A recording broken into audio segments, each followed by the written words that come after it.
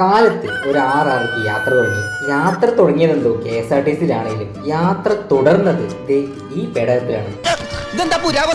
അങ്ങനെ ഞങ്ങളുടെ സ്വന്തം പാലക്കാടിന്റെ മണ്ണ് വിട്ട് മലപ്പുറം ജില്ല കയറി. കുറച്ച് മുന്നോട്ട് പോയപ്പോൾ വണ്ടിക്ക് എന്തോ ഒരു വിമ്മിഷ്ടം പോലെ ഒരു വർക്ക്ഷോപ്പിൽ കയറ്റി വിദഗ്ധർ പരിശോധിച്ചുകൊണ്ടിരിക്കുകയാണ്. ഉച്ചയ്ക്കുള്ള എക്സാമിന് എനിക്കറിയില്ല, ഞങ്ങൾ പാലക്കാട് നിന്ന് വളരെ നേരത്തെ ഇറങ്ങിയതാണേലും ഈ ഒരു വണ്ടിക്ക് വന്ന പണി കാരണം ടൈം ലേറ്റ് ആവോ എന്നായിരുന്നു ടെൻഷൻ. വിദഗ്ധമായ പരിശോധനയ്ക്ക് ശേഷം അതായത് കയ്യിൽ നിന്ന് വണ്ടി ഓഫായാൽ പിന്നെ തള്ളി തന്നെ സ്റ്റാർട്ട് ചെയ്യേണ്ടി വരും. എല്ലാവരും ചേർന്നുള്ള കൂടി ആലോചനയിൽ റിപ്പയർ എന്ന സാധനം വേണ്ട എന്ന തീരുമാനത്തിലെത്തി. വഴിയിൽ നിന്ന് മാത്രം വണ്ടി ഓഫാവരുത് എന്ന പ്രാർത്ഥനയിൽ വണ്ടി എടുത്തു.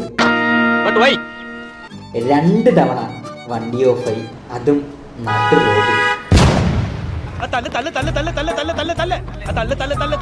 എല്ലാവരും കൂടെ വണ്ടി തള്ളി തന്നെ സ്റ്റാർട്ടാക്കി.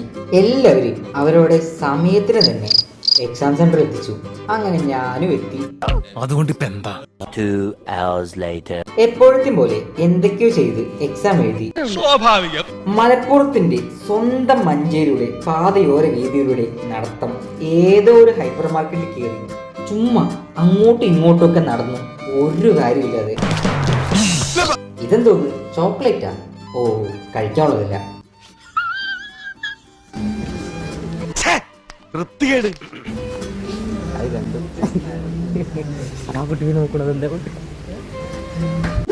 അവിടുത്തെ സ്റ്റാഫൊക്കെ ഞങ്ങൾ ഇറക്കി വിടുന്നായപ്പോ അവിടെ നിന്ന് ഇറങ്ങി ഓരോ ചായ കുടിക്കാൻ കയറി.